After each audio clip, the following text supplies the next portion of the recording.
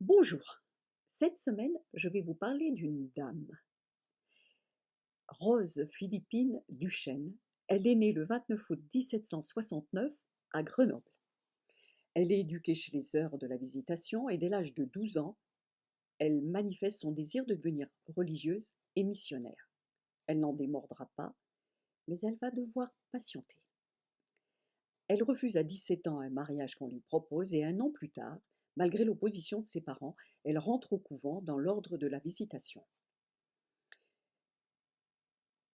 Seulement voilà, nous arrivons en pleine Révolution française et la congrégation des Visitandines est dispersée, le couvent est fermé et les religieuses sont forcées à quitter l'habit et à se disperser.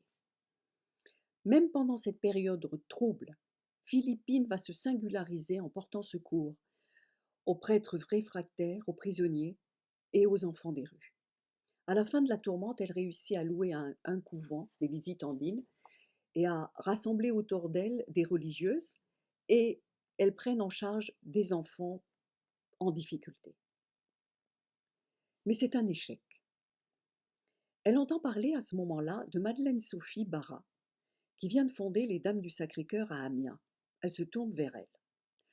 Entre ces deux femmes de caractère, deux passionnées d'éducation, naît une forte union spirituelle que l'on connaît grâce à l'abondante correspondance qu'elles ont échangée au fil des années. En 1816, elle rencontre à Paris Monseigneur Dubourg, qui est l'évêque de Louisiane, et qui cherche à faire venir en Amérique des religieuses pour créer des établissements scolaires. C'est dit, elle a compris, elle va partir. Elle a 49 ans.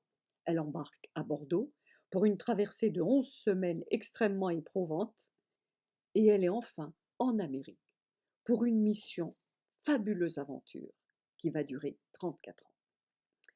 Elle va propager le culte du Sacré-Cœur dans toute la Louisiane. C'est un culte sur lequel elle s'est reposée toute sa vie. Cette petite communauté connaît le froid, la faim, la violence du climat, la dureté du travail, les épidémies, mais rien ne l'arrête. Et d'année après année, de nombreux établissements vont être créés. Certains, ça se terminera par un échec, il faudra fermer, mais elle en recréera d'autres. Rien n'arrête sa détermination. On dit qu'elle est capable de s'adjuger les travaux les plus durs, au jardin, dans la maison, et qu'elle se prive de tout. Elle est capable de créer, dès son arrivée en Amérique, une école où les enfants noirs, blancs et métis sont éduqués ensemble, en plein sud ségrégationniste.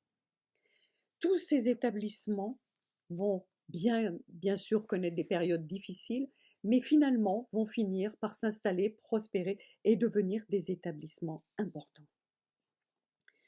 En 1828, malgré ses réticences, elle est nommée supérieure des maisons de la congrégation du Sacré-Cœur en Louisiane, ce qui l'oblige à faire des voyages supplémentaires et sa santé donne déjà pas mal d'inquiétudes.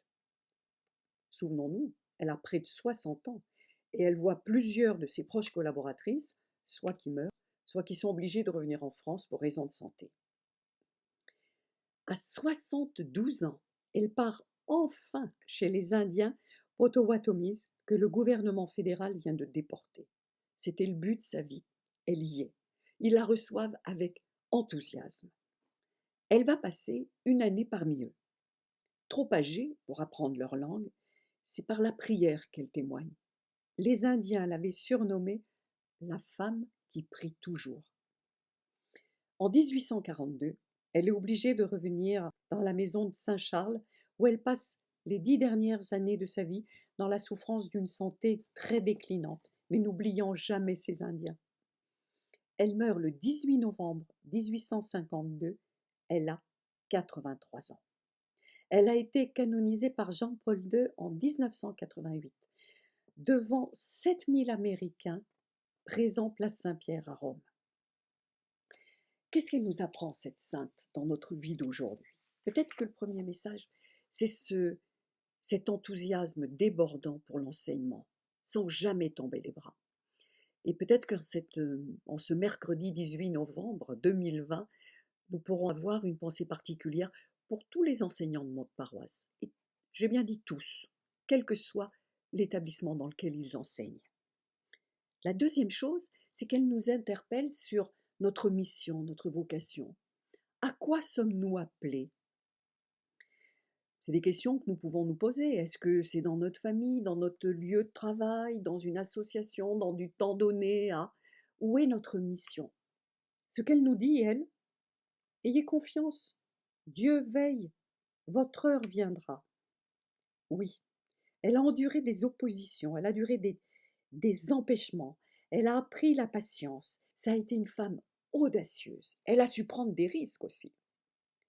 Mais elle a su attendre le temps de Dieu. Le temps de Dieu, ce n'est pas le nôtre. Et ce qu'elle nous apprend, Rose Philippine, c'est qu'elle a su attendre avec confiance.